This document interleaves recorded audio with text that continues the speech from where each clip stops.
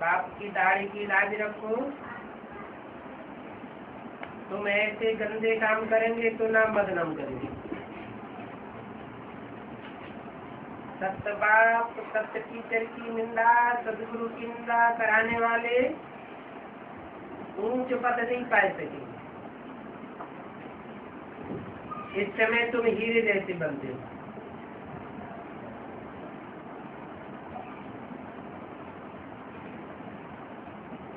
तो पौड़ियों की भिखारी क्यों पढ़ना चाहिए? बाबा को साक्षात्कार हुआ तो झट कौड़ियों को छोड़ दिया। अरे 21 जन्मों के लिए बादशाही मिलती है, फिर ये क्या करेंगे? सब कुछ दे दिया। हम तो विश्व की बादशाही लेते हैं। ये भी जानते हो विनाश होना है। अगर अभी पढ़ाई नहीं पढ़ी तो टू लेट हो जाएंगे, फिर पछताना पड़ेगा।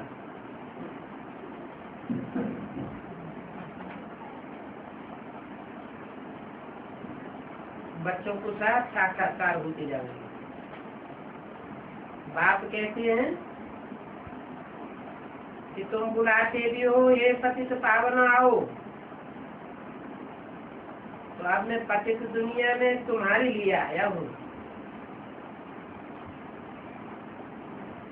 और तुमको ही कहता हूँ कि पावन बनो। तो फिर तुम बार बार गंद में गिर पड़ते हो। मैं तो कालों का काल हूँ, है ना? कालों का काल, वो काल आता है तो कोई उसे रोक नहीं सकता। जिसका काल आता है उसे जाना ही पड़ता है, शरीर छोड़ना ही पड़ता है। वो तो काल हुआ, सबको आता है, एक एक करके आता है। और ये है कालों का काल।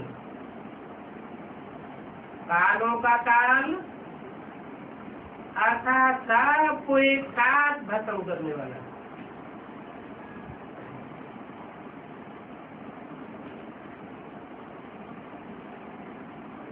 सबको ले जाता है। स्वर्ग में जाने के लिए बाप आकर रास्ता बताते हैं, नालिश देते हैं कि ये सत्य चक्र कैसे फिरता है। ये बेहद की नालिश है, और जिन्होंने कल पहले ये बेहद की नालिश पढ़ी है वो ही आकर के पढ़ेंगे। वो भी साक्षात्कार होता रहता है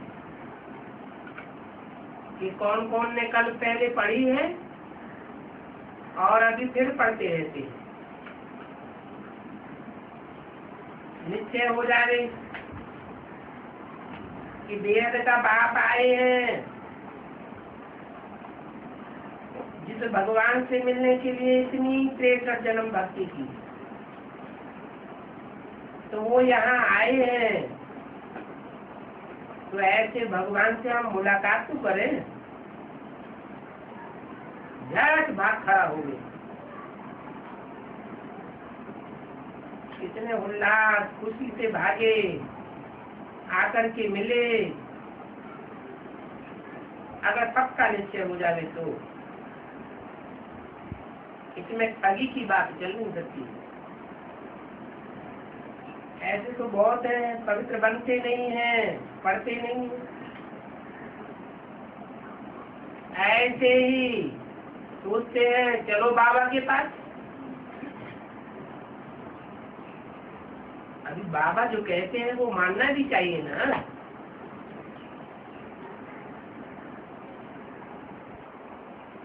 सोच लेते हैं मैं जाता हूँ बाबा के पास, नियम कुछ भी पालन नहीं करते, ऐसे भी ठग घूमने फिरने के लिए यहाँ आ जाते हैं।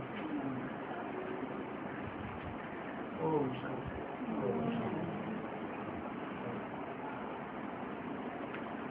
रात्रि क्लास है 9 अप्रैल 1967 का।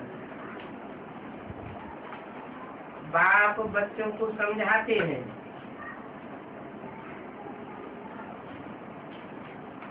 तो सभी बच्चे, और बाप के ही बच्चे हैं,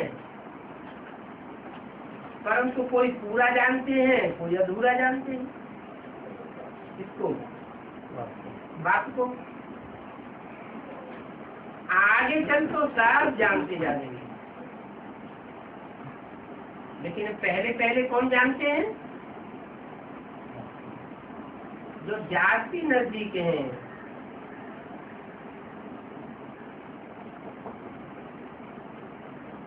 राम बाप को कहा जाता है। राम और कृष्ण की आत्मा 84 का चक्कर लगाती है, तो राम वाली आत्मा के साथ जिन्होंने 63 जन्म बहुत नजदीकी समय बिताया है, वो पहले पहचानेंगे या दूसरे पहले पहचानेंगे? कौन पहले पहचानेंगे? जिन्होंने अनेक जन्म नजदीक पार्ट बजाया है वो पहले पहचानेंगे।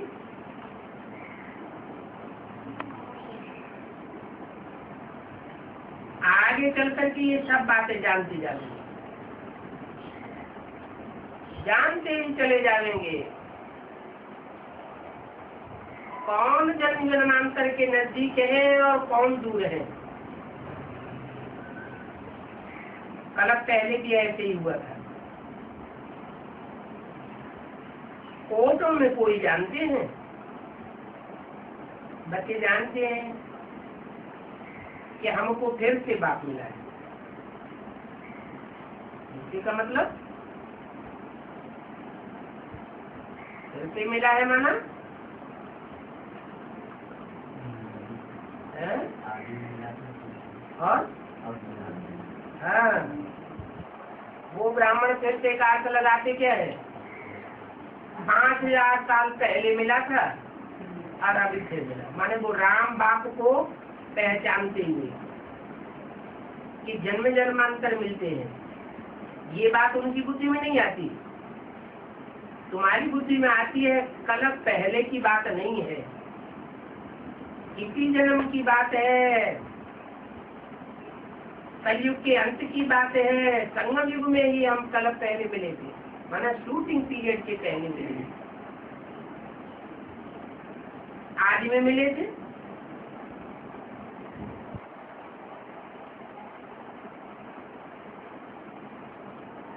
और वही बात हमको फिर से मिला है। उनकी श्रीमत पर चल करके हम वर्षा ले रहे हैं। ये बात किसके तन में बोली? ब्रह्मा के तन में बोली। ब्रह्मा के तन में बाजू में ही बैठा हुआ था, बोला उनकी श्रीमत पर चलकर हम वर्षा ले रहे हैं। उनकी कह करके किस तरफ इशारा किया? यज्ञ के आदि की तरफ। यज्ञ के आदि में जो था वही बाप फिर भविष्य में प्रत्यक्ष होने वाला है। ये इशारा दिया कि उनकी श्रीमत पर चल करके हम वर्षा ले रहे हैं। आदि संगम युग में बाप स्वर्ग की स्थापना करते हैं,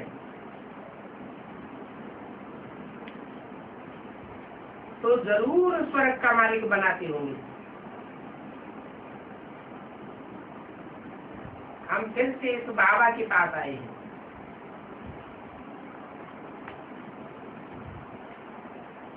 यज्ञ के आदि में भी आए थे और अभी फिर से आए हैं। जैसे हम इस शरीर में हैं, वैसे बाबा भी इस शरीर में है। कहते हैं मैं ज्ञान का सागर हूँ, तब तो तुमको ज्ञान देता हूँ। ये 84 जन्मों का ज्ञान कोई बता ही नहीं सकता। सत्य की आज मध्यंत का ज्ञान कौन जानेगा?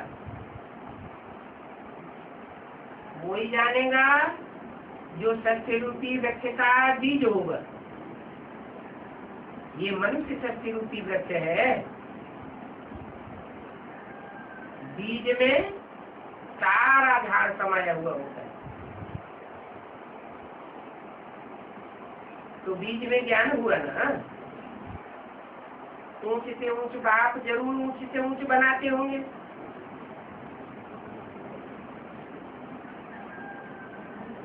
ऊंच से ऊंच बाप कैसे? और धर्म पिताएं आते हैं, वो नंबरवार ऊंचे हैं, नंबरवार धर्म स्थापन करते हैं। और ये है ऊंचे से ऊंचे बाप जो देवी देवता सनातन धर्म स्थापन करता है। इस धरती पर देवताएं होते हैं सबसे ऊंचे।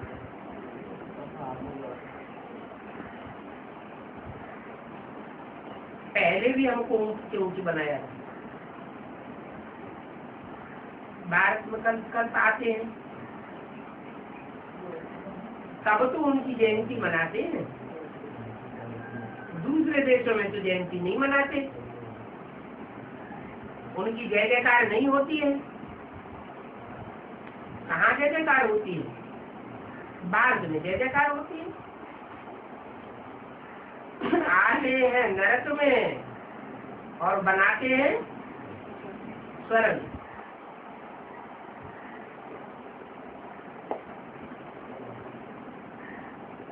बाबा कहते हैं मैं स्वर्ग में आकर स्वर्ग नहीं बनाता हूँ, नरक में ही आता हूँ। दुख की सृष्टि में आता हूँ और सुख की सृष्टि बनाता हूँ।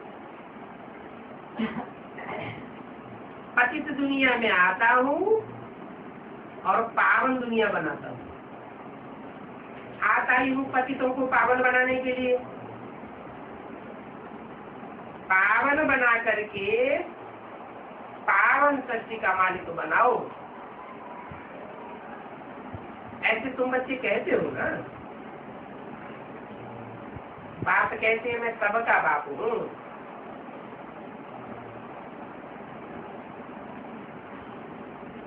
तो सबको वर्षा देना पड़े। हैं? कौन से बाप कहते हैं?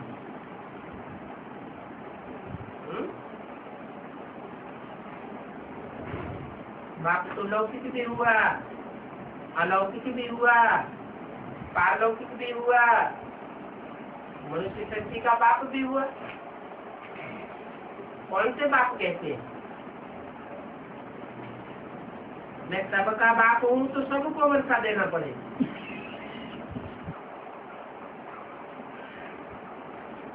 क्या बिंदु बिंदु आत्माओं का बाप कहते हैं?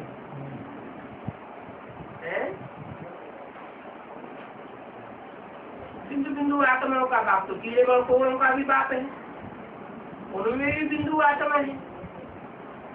पशु पक्षी सब में बिंदु बिंदु आत्मा है। उन सबको वर्षा मिलता है क्या? सबको वर्षा नहीं मिलता। ये मनुष्य सृष्टि की बात है। मनुष्य सृष्टि का पिता जिसमें वो सुप्रीम सोल मुकर्रर रूप से आता है, उसके द्वारा सबको वर्षा देता है। एक जन्म की सुख शांति का वर्षा सबको मिलता है, कम से कम। इस समय सभी दुखी है, क्योंकि अब ये अंतिम जन्म है, तो दुनिया का विनाश होगा। और जब विनाश होगा तो दुख के पहाड़ गिरेंगे।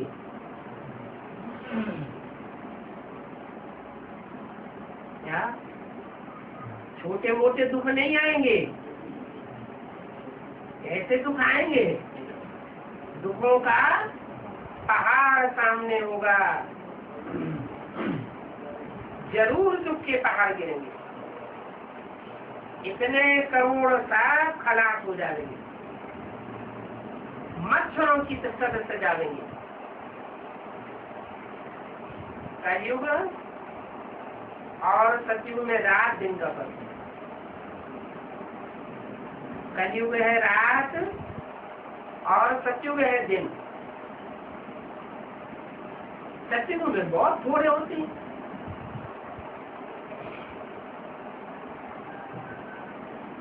आत्माएं सब भागेंगी। आगे चल करके तुम बच्चों को ये भी साक्षात्कार होगा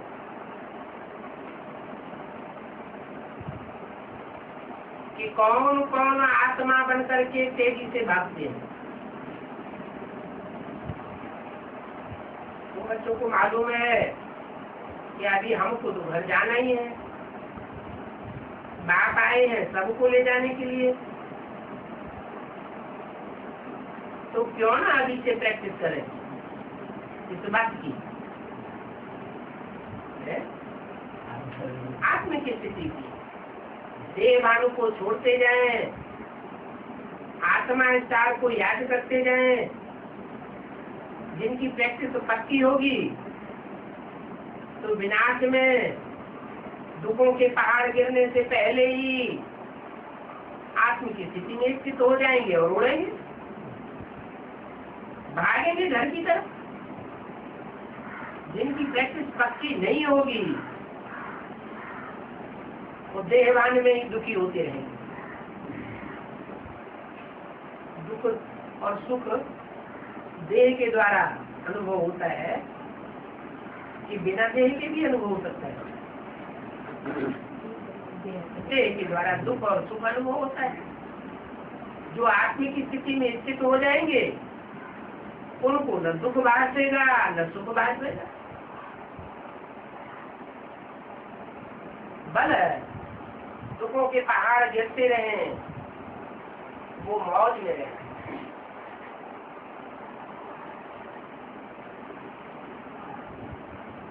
बाप कहते हैं मेरे बच्चे अभी काम शिक्षा पर बैठ करके भस्म हो गए।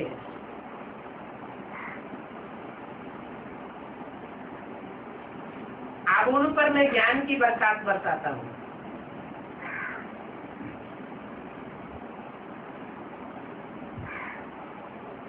ये कथा किसकी है शास्त्रों में? राजा सगर के 60,000 पुत्र भस्म हो गए। ऐसे भस्म हुए थे।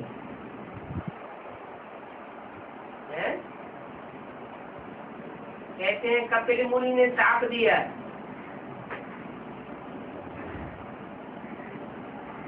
तो शाप से प्रभावित होकर के 60,000 पुरुष के भस्म हो गए। फिर बाकी रखो तो तपस्या करनी पड़ी। उन पुरखों को जो भस्मीभूत हुए पड़े थे काम आदमी में, उनका उद्धार करने के लिए तो ज्ञान गंगा लाई। इस ज्ञान गंगा में सब का उद्धार हुआ। वो कपिल मुनि कहाँ की यादगार है? कपिल मुनि के नाम पर कंपिल गांव का नाम पड़ा।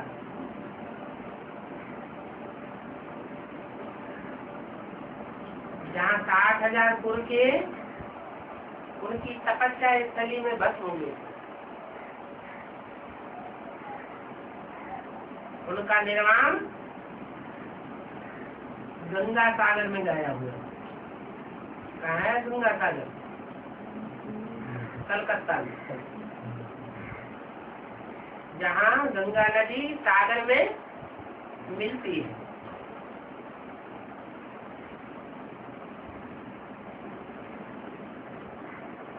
अभी ज्ञान गंगाएं निकलने वाली है,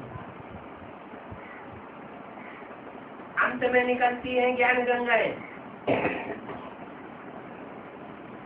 पहले यमुना प्रसिद्ध होती है, प्रत्यक्ष होती है, फिर सरस्वती जगदम्बा भी प्रत्यक्ष होती है, और लास्ट में ज्ञान गंगाएं प्रत्यक्ष होती है। तब सबका उद्धार होता है।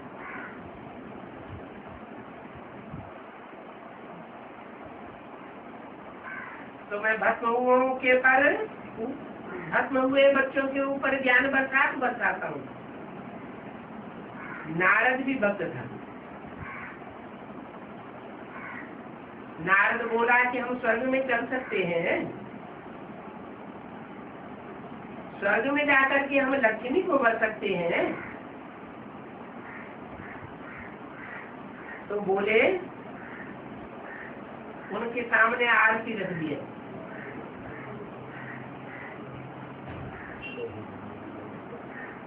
ज्ञान का शीशा रख दिया। बोले कि अपनी शकल तो देखो, लक्ष्मी को भरने लायक शकल है। तो बाबा जी कहते हैं, अपने अंदर देखो, कोई आसुरी गुण तो हमारे अंदर नहीं है।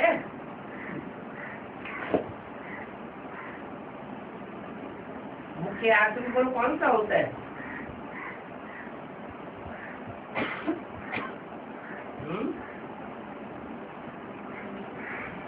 जिसके पीछे सब अवगुण आ जाते हैं।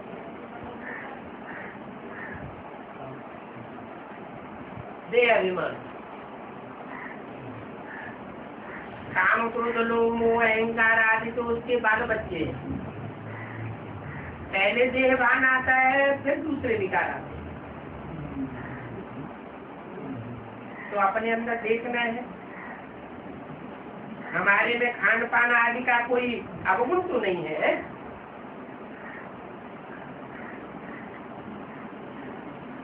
खान पान आदि का अवगुण होता है तो अन्न दोष लगता है, अन्न दोष लगता है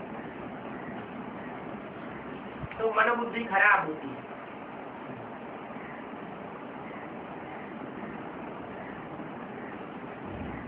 अभी तो तुमको देवताओं जैसा बनना है।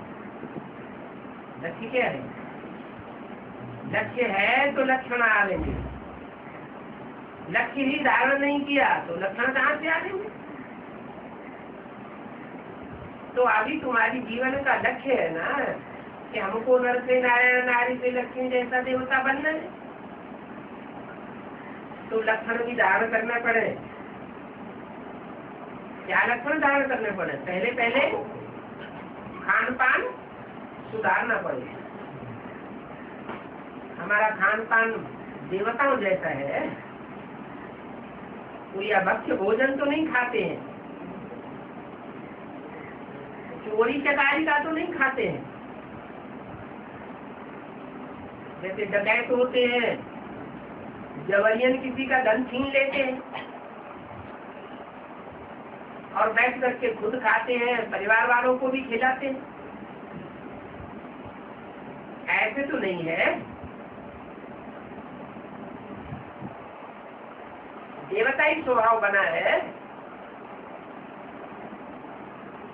देखना चाहिए सारे दिन में हमने किसी को कोई दुख तो नहीं दिया। मनसा से, मनसा के वाइब्रेशन से, वाचा से, दृष्टि से, कर्मेंद्रियों से कोई हमारे से संग दुखी तो नहीं हुआ।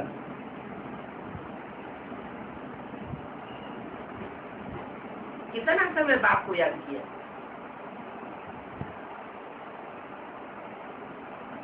दुख भी देते रहेंगे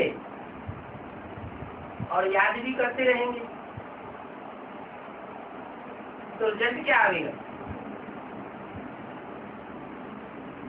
बराबर होता रहेगा, जीरो बन जाएगा। देखना है हमने सारे दिन में कितनों को बाप का परिचय दिया, सारी दुनिया को परिचय तो देना है ना, ऐसे नहीं कि हमारे घर परिवार के तो कोई सुनते ही नहीं।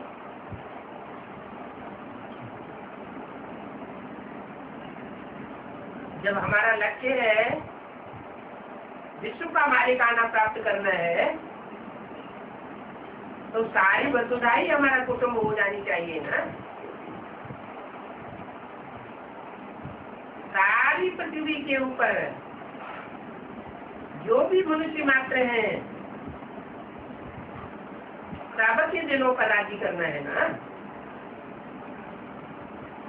और जबरन राजी करना है या प्यार से राजी करना है। एक होता है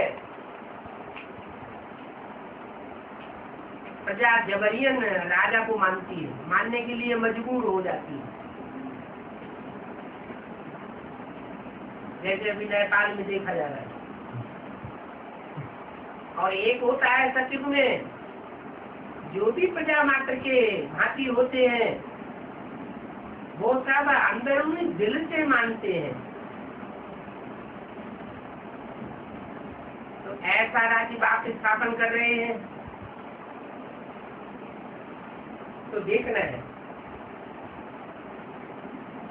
कि हमारा लक्ष्य सारी दुनिया को संदेश देने का रहता है।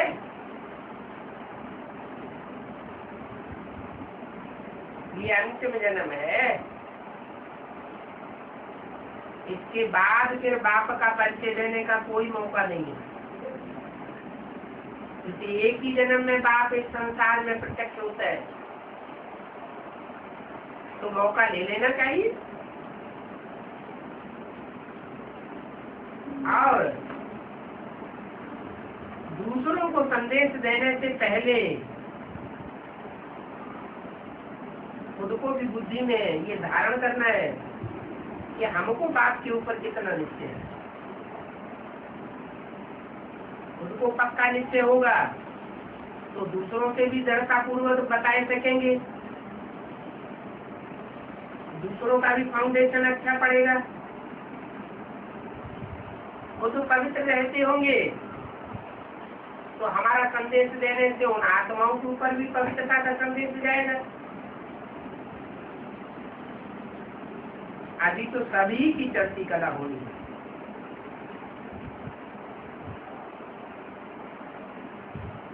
बाप कहते हैं रोज अपना पोता में रखो कि कोई के साथ लौन पानी तो नहीं हुआ, सबके साथ खीर खंड होकर के रहे। जैसे खीर बनाई जाती है, चावल है, चीनी है, दूध है, तीनों मिलकर के एक हो जाते हैं। तो चाहे दुनिया की सतो प्रधान आत्मा हो, तमो प्रधान आत्मा हो, रजो प्रधान आत्मा हो, सबके साथ संस्कार मिला करके एक रखना है। जैसे नारायण के लिए बताया, नारायण नारायण के रूप में जब संसार में प्रत्यक्ष होगा तो कोई आत्मा उसका विरोध करेगी? कोई विरोधी नहीं होगा। दुनिया की नीचे से नीचे तबके की आत्मा से लेकर के ऊंचे से ऊंचे तबके की आत्मा के साथ उसका एक रस व्यवहार होगा। सब उसे पसंद करेंगे, ऐसा स्वभाव बना सकते।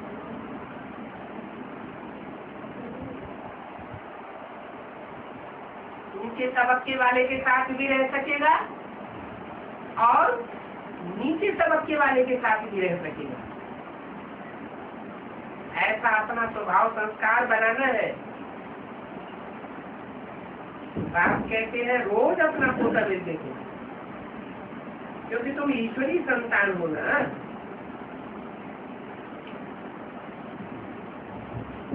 वहां तो शेर बकरी जो एक दूसरे के साथ होकर रह ही नहीं सकते इस दुनिया में। इस दुनिया में एक ही कटघरे में बकरी डाल दी जाए, एक ही कटघरे में शेर बंद कर दिया जाए, तो दोनों रह सकेंगे? रह नहीं सकते। और जो नई दुनिया बनेगी वो कैसी होगी? शेर भी रहेगा और बकरी भी साथ साथ रहेगी। एक खूंखार स्वभाव संस्कार का, उसका खूंखार स्वभाव संस्कार समाप्त हो जाएगा, मर्ज हो जाएगा। और बकरी क्या होती है? जिसने भी कान पकड़ लिया उसी के अंदर में हो जाती है। जैसे बताया मूर्ति में है एक बकरी, एक घोड़ा और एक शेर।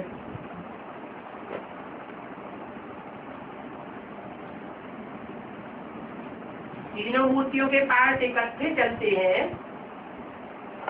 या अलग अलग टाइम पर चलते हैं? अलग अलग टाइम पर चलते हैं। लेकिन जब स्वर्ग स्थापन होगा तो ब्रह्मा तो भी विष्णु बन जाएगा और जो शेर है वो भी बकरी का साथी हो जाएगा। तो तीनों स्वभाव मिलकर के, संस्कार मिलकर के एक जैसे हो जाएंगे। जैसे खीर खंड होता है, ये संसार ही क्षीर सागर बन जाएगा। सर्प जैसी विकारी आत्माओं के ऊपर भी आराम से राजी करेगा। नेपाल में शेष कैया दिखाते हैं ना, बड़े से बड़ा सांप कौन सा होता है? शेषनाग।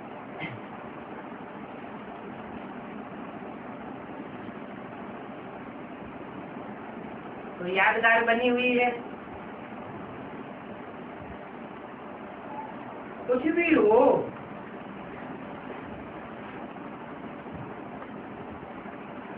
तो याद रखना है कि बाप बैठे हुए,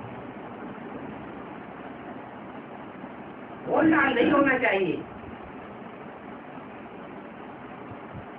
हिम्मत नहीं हारनी चाहिए। बाप आया हुआ है तो जरूर सबके मतभेद निकाल देगा। नहीं तो क्या करते हैं? इनके साथ हमारी नहीं बनती, हम नहीं इनसे बात करते।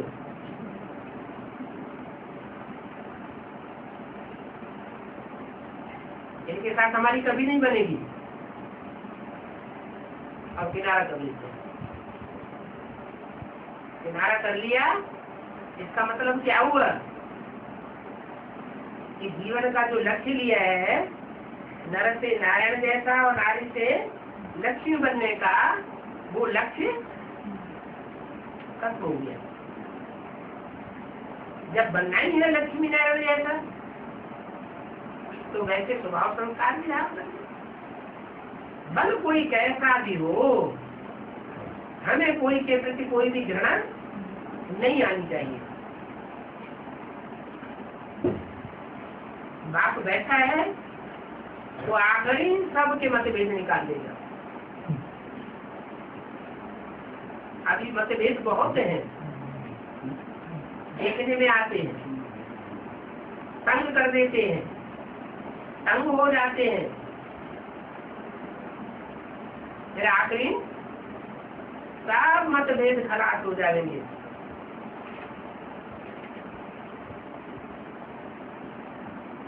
क्योंकि बाप आते हैं ही इसीलिए कि सबके मतभेद खत्म हो जाए। अभी तो तुमने मतभेद ना, छोटी छोटी बातों में एक बात कहता है तो दूसरी बात कहता है। एक कहता है ऐसा करना अच्छा है, दूसरा कहता है नहीं ऐसा करना अच्छा है। नहीं मानते हैं तो एक दूसरे से लड़ पड़ते हैं, एक दूसरे को छोड़ भी देते हैं, डाइवोर्स दे देते हैं, फारकती दे देते हैं कि हम साथ साथ नहीं ले सकते। बाप तो गारंटी करते हैं कि मैं तुम बच्चों को देवता बना करके ही जाऊंगा। सब मतभेद खलास हो जाएंगे।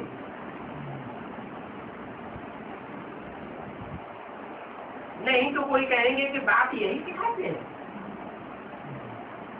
जो सुनने देखने वाले होंगे, जिनको बाप का परिचय नहीं मिला है, जिन्होंने बाप को नहीं पहचाने हैं, वो हमारी ऐसी चलन देखेंगे तो क्या कहेंगे? तुम्हें भगवान बाप मिला है तो तुम्हें यही सिखाता है क्या? क्या आपस में मतभेद करते रहो, आपस में लड़ाई लड़ते रहो, लूट पानी होते रहो, तो निंदा कराने के निमित्त बन जाने। ऐसे ऐसे जो निंदा कराने के निमित्त बनते हैं वो सदगुरु निंदक और न पावे। क्या जितनी जितनी निंदा करेंगे उतना उतना लंबे समय तक सदगुरु का ठौर नहीं मिलेगा। माना कौन सा ठौर है? सदगुरु बाप के पास कौन सा ठौर है? वो गुरु लोग भी कहते हैं डराने के लिए, सदगुरु निंदा का ठौर न पावे। अब उनके पास तो कोई ठौर है नहीं, है तो अल्पकाल का है, मटपन तो बनाई देते हैं। वो तो एक जन्म की बात हुई, उसमें भी कोई जरूरी नहीं है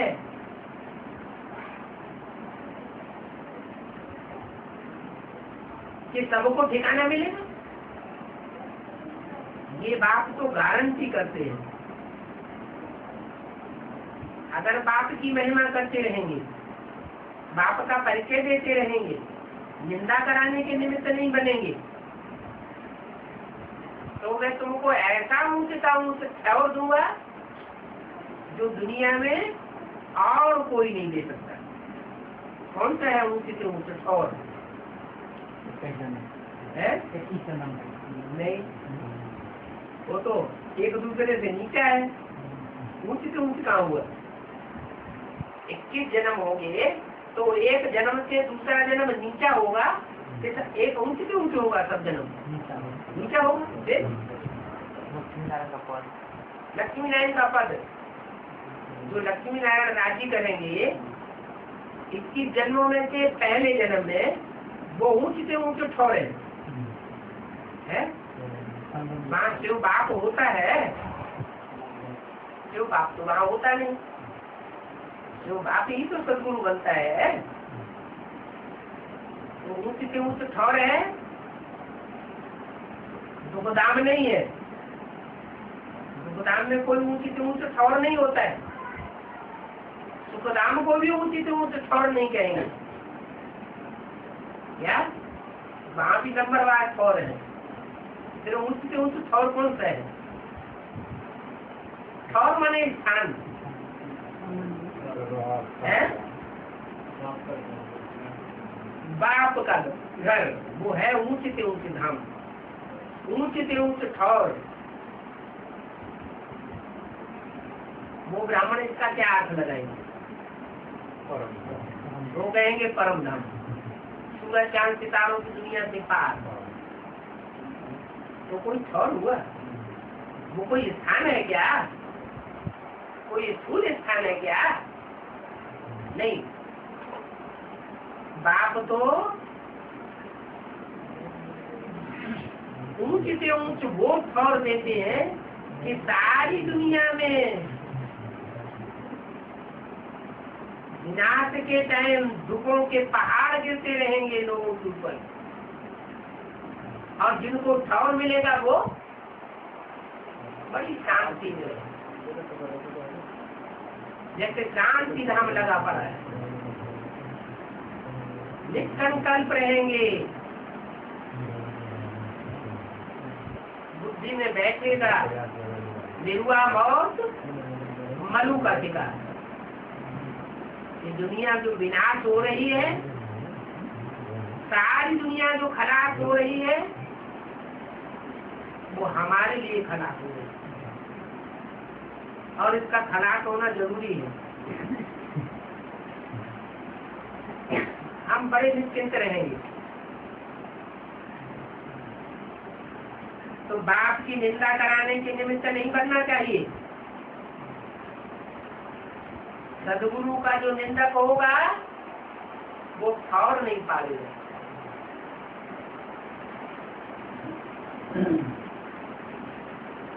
दूसरे धर्म में कन्वर्ट होने वाली आत्माएं, वो पहले बाप के यहाँ ठौर पावेंगी या नहीं पावेंगी? देवताएं हिंदू बनते हैं, हिंदू बनने के बाद फिर दूसरे धर्मों में कन्वर्ट होते हैं। तो जो दूसरे धर्मों में कन्वर्ट होते हैं वो बाप की, भारत की निंदा कराने के निमित्त बनते हैं या नहीं बनते हैं? नहीं बनते, बनते हैं। तो ऐसी निंदा कराने वालों को बाप के यहाँ और नहीं मिलता। जितना जाति निंदा करा लेंगे उतना विनाश के टाइम पर विनाशी धर्म खंडों में ईश्वरीय सेवा करनी पड़ेगी और दुख झेलने पड़ेंगे। इसलिए बाप कहते हैं तुम्हारा सदगुरु तो एक ही है। क्या तुम्हें सच्ची बात बताने वाला एक ही है? जब वो है ही एक, मेरा तो एक शिव बाबा, दूसरा ना कोई ठिकाना ही नहीं है। तो बताइए और कौन पे जाऊं? कहाँ ठिकाना मिलेगा? जिनकी बुद्धि में ये है वो तो बाप के बगैर रह नहीं सकते। एक ही तुम्हारा सदगुरु। जो दूसरे धर्म में कन्वर्ट होने वाले होते हैं उनका बाप भी दूसरा हो जाता है।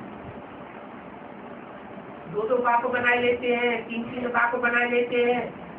एक गुरु की जगह दो गुरु, तीन गुरु बना लेते। ब्रह्मा बाबा ने कितने गुरु बना लिए? 12 गुरु बनाए लिए।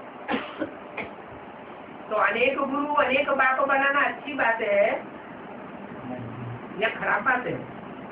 एक की मत पर चलना अच्छी बात है या अनेकों की मत पर चलना अच्छी बात है? एक की मत पर चलना चाहिए।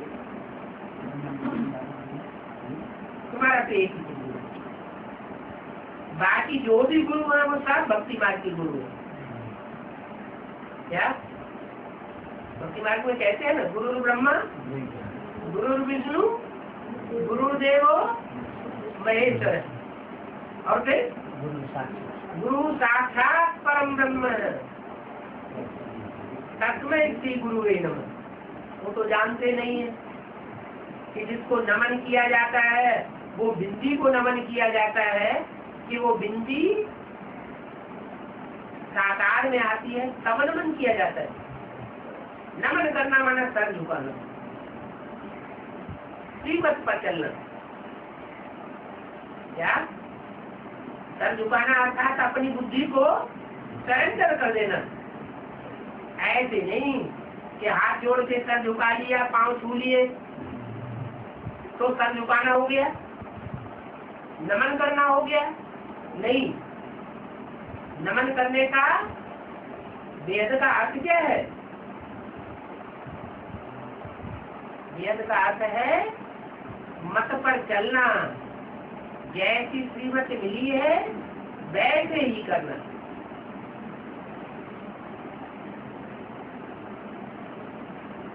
तो एक है सदगुरु, बाकी ब्रह्मा विष्णु इब्राहिम बुद्ध क्राइस्ट गुरु नानक विवेकानंद वो सिर्फ गुरु है, उनमें सत्य गुरु एक भी नहीं है। ब्रह्मा भी क्या सत्य गुरु नहीं है, विष्णु भी सत्य गुरु नहीं है। एक की कथा गाई हुई है सत्य के लिए, सत्यनारायण की कथा। लक्ष्मी भी सत्य नहीं है, एक ही सत्य है। तो बोला बाकी सब है भक्ति मार्ग के लिए। बाप के लिए उल्टी ही बातें बताते आते हैं। ब्रह्मा ने कोई उल्टी बातें बताई क्या है? नहीं बताई, नहीं बताई। अच्छा, गीता का भगवान किसको बताते हैं?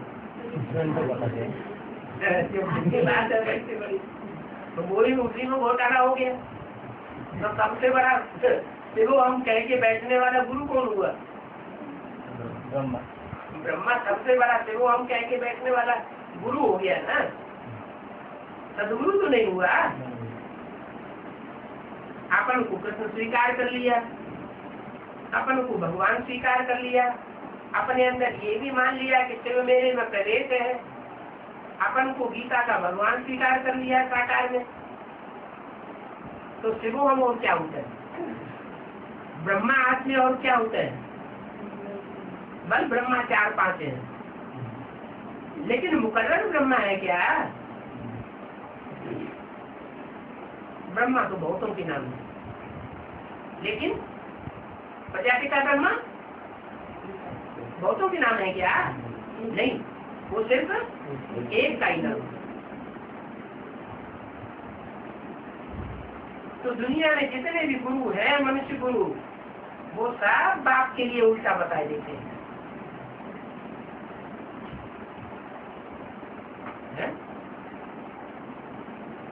जो गुरु बन करके बैठते हैं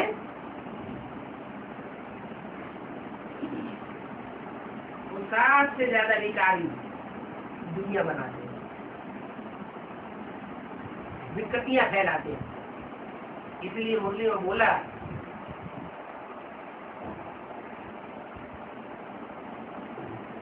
दुश्मन कौन? तुम्हारे दुश्मन कौन है?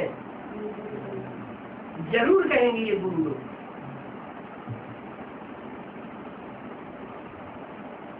मैं आकर के दुश्मन नहीं बनता हूँ, मैं आकर के तुम्हारा दोस्त ही बनता हूँ, दुश्मनी की बात ही नहीं।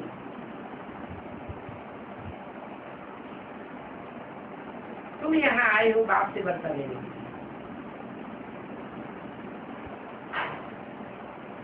है? तुम आए हो, ये नहीं आया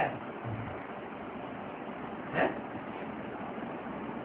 गुरु लोग आते हैं यहाँ बाप से बदला लेने के लिए। जो गुरु बन करके बैठते हैं, शिव हम बन करके बैठते हैं, वो यहाँ बदला लेने के लिए आते हैं? आ ही नहीं सकते।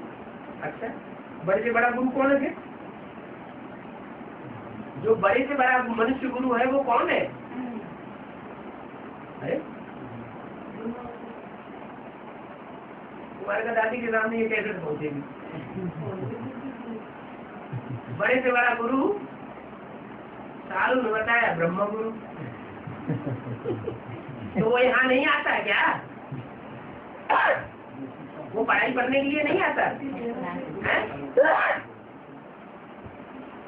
जो बड़े से बड़ा देहधारी धर्मगुरु बन करके बैठता है दुनिया में, और ब्राह्मणों की संगत भी दुनिया में भी, वो यहाँ पढ़ाई करने के लिए नहीं आता, वर्षा लेने के लिए नहीं आता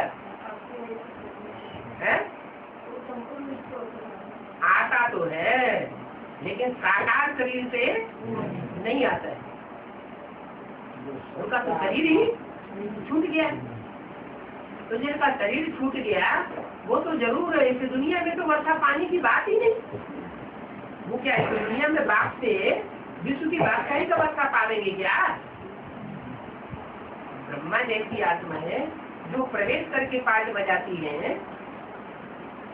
इंस्पिरेटिंग पार्टी वाली आत्मा है जो प्रवेश करके पार्ट बजाती है एडवांस पार्टी में। वो इस जन्म इस दुनिया में सुप्रीम सोल बाप से डायरेक्ट वर्षा लेंगे क्या? विश्व की बात कहीं उनको मिलेगी क्या? नहीं मिलेगी। वो तो सत्युग में जाकर के बनेंगे। तो किससे वर्षा लेंगे? जब प्रिंस प्रिंसेस बनेंगे तो वो कल किससे वर्षा लेंगे? सुप्रीम सोल बाप से वर्षा लेंगे क्या? अरे उनको वर्षा किससे मिलेगा? अरे चंद्र में भी लक्ष्मी नारायण से वर्षा मिलेगा, और किससे मिलेगा?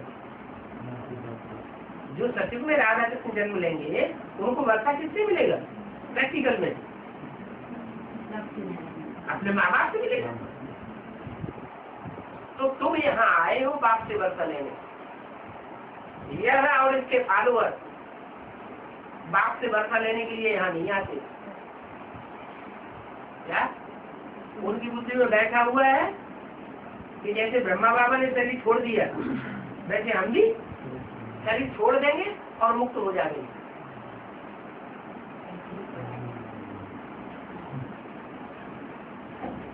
सबकी बुद्धि में ऐसे ही बैठा हुआ है।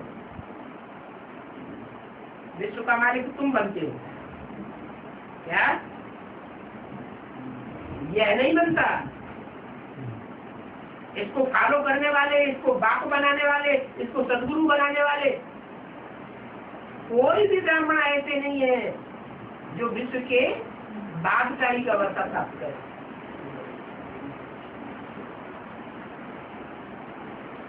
तुमको विश्व की बादशाही का वर्षा मिलता है? अरे तुम कहेंगे विश्व की बादशाही का वर्षा एक को मिलेगा या सबको मिलेगा?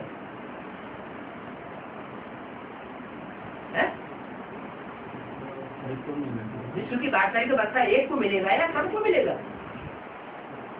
एक को मिलेगा। इसका मतलब लड़ाई करना चाहते हैं। वहां तो जितने भी होंगे वो सब यथा राजा तथा प्रजा। जैसे बाप होता है, बच्चा होता है परिवार में, बाप की मिल्कियत होती है, मल्टी मिलियनर बाप होता है, कई मिलों का मालिक होता है, तो बच्चा क्या समझता है? मैं भी इतनी मिलों का मालिक हूँ। ये थोड़े कहता मेरा बाप मालिक है, मैं थोड़े ही मालिक हूँ। इसका मतलब लड़ाई है। नहीं एक को ही मिलेगा,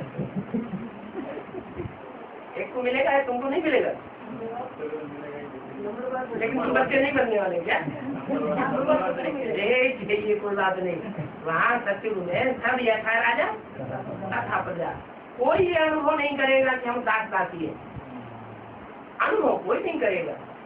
बस दास दासी का कर्म करेंगे लेकिन अनुभव नहीं करेंगे। जैसे माँ होती है घर में, बच्चों की चट्टी पेशाब साफ करती है, लैट्रिन भी साफ करती है, कपड़े भी धोती है, पूरा दास दासी का काम माता उठाती है।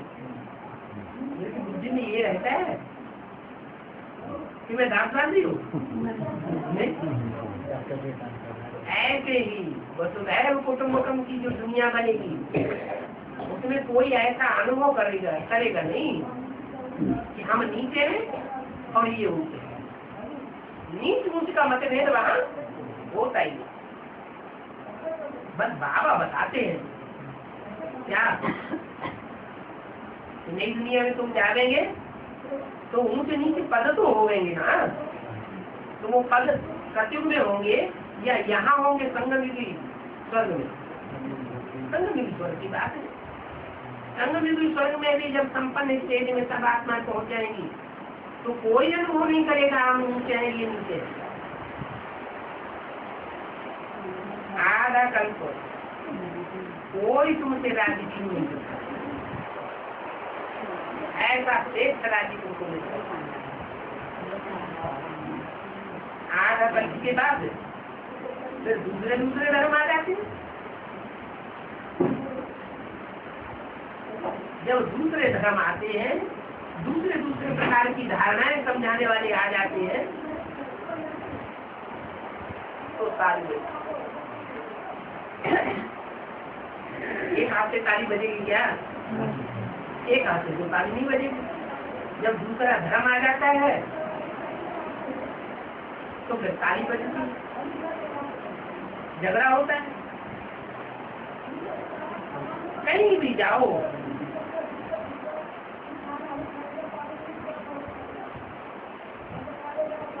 तुम्हारी बुजुर्ग की पॉकेट में क्या पड़ा हुआ होना चाहिए? बुजुर्ग की पॉकेट में बैग पड़ा हुआ होना चाहिए। एक तरफ त्रिमूर्ति और दूसरी तरफ लक्ष्मी नारायण। ये बुजुर्ग की पॉकेट में चित्र पड़ा हुआ रहे, कोई भी आए उसको समझाना शुरू कर दो। क्या कि ये है त्रिमूर्ति शिव, तीन मूर्तियों के द्वारा प्रत्यक्ष होता है। ब्रह्मा की मूर्ति, विष्णु की मूर्ति और शंकर की मूर्ति। एक मूर्ति के द्वारा स्थापना, दूसरी मूर्ति के द्वारा पुरानेपन का विनाश और तीसरी मूर्ति के द्वारा जो स्थापना हुई है श्रेष्ठ संगठन की, उनकी पालना। ये तीनों मूर्तियां कौन कौन है, उनका पूरा पूरा परिचय तुम बैज में दे सकते। कितना छोटा बैज, कोई की भी बुद्धि की पॉकेट में पड़ा है, कुछ वजन है क्या? है? ये बैग बुजुर्ग की पॉकेट में पड़ा है, इसमें कोई वजन है क्या? ना, तो बहुत सहज है, कठिन होने की कोई बात ही नहीं, कोई की भी बुद्धि में बैठ सकता है कि ये है त्रिमूर्ति बात। तो बैग पड़ा हुआ हो, उस बैग पर बैठ करके कोई को भी समझाओ। तुम्हारी तो ईश्वरीय मिशन है क्या? सारी दुनिया को बाप का संदेश देना, नई दुनिया का संदेश देना, पुरानी दुनिया के विनाश का संदेश देना, ये तुम्हारी मिशन है। तुम सेल्वेशन आर्मी हो क्या? जैसे वो समुद्री जहाज होता है और समुद्री सेना होती है।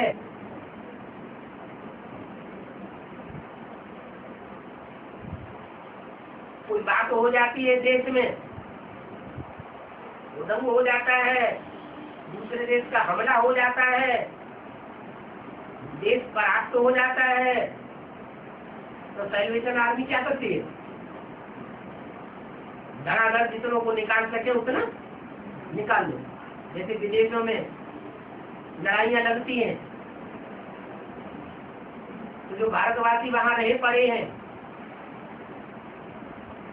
उनको सैल्वेज करके भारत में वापस लाते हैं ना। तो तुम भी सैल्वेशन आर्मी हो, सबको पार ले जाने वाले हो। विषय सागर में सब डूब जाएगा, तुम थोड़े से मुट्ठ भर बच्चे बचेंगे। तो तुम्हें कितना नशा होना चाहिए कि हम सेना में भर्ती हो गए। या कौन सी सेना में? साधारण सेना में नहीं, ईश्वरीय सेलिब्रेशन आर्मी में हम भर्ती हुए हैं। ये तुम जानते हो कि आग तो जरूर लगनी है। कहाँ? पहले विदेशों में लगनी है कि पहले भारत में लगनी है? भारत में आग तो जरूर लगनी है। ऐसे ऐसे आसार दिखाई पड़ते हैं। क्या आसार दिखाई पड़ रहे हैं?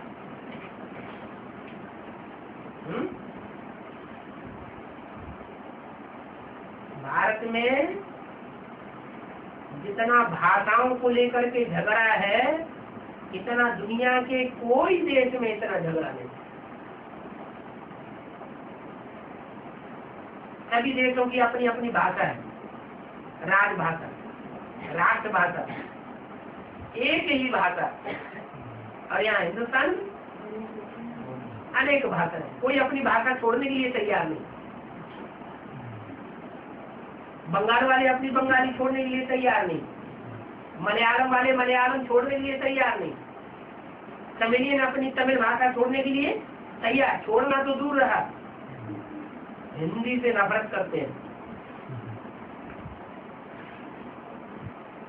क्या? हिंदी भाषा नहीं चलेगी। वो लोग अपना साइन बोर्ड भी निकाल के फेंक देते हैं। कितना झगड़ा लगा पड़ा है।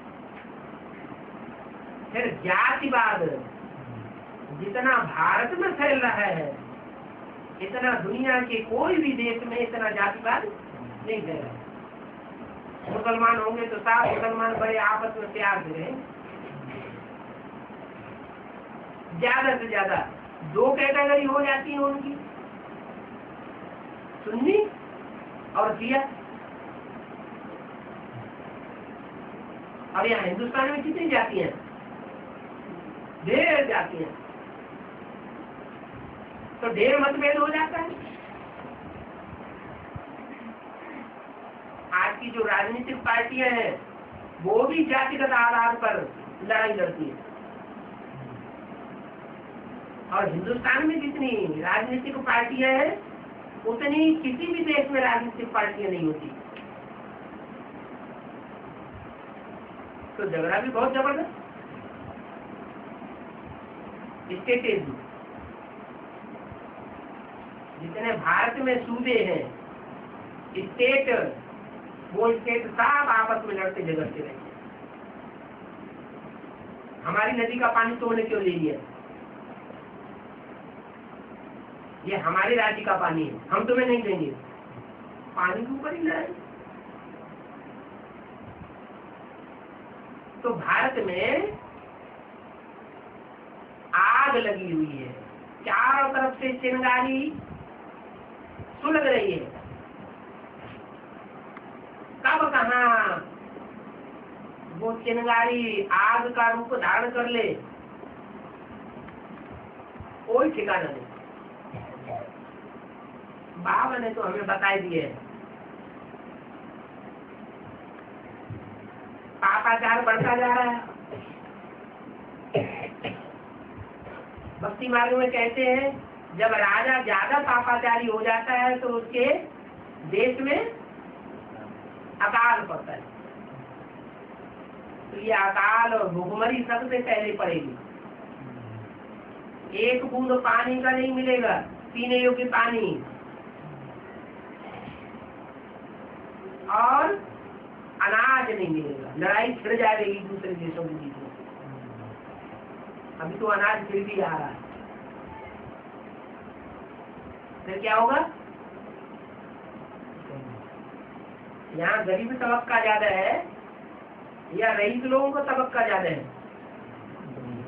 हिंदुस्तान में, नेपाल में ज्यादा तबक्का कौन सा है? ज्यादा जनसंख्या गरीबों की। उन्हें जब खाना नहीं मिलेगा, पानी नहीं मिलेगा तो क्या करेंगे? मारामारी कर लेंगे, जबरदस्ती हमला करेंगे और छीनेंगे, जब्ती करेंगे। बस उसी में लड़ाई शुरू हो जाएगी।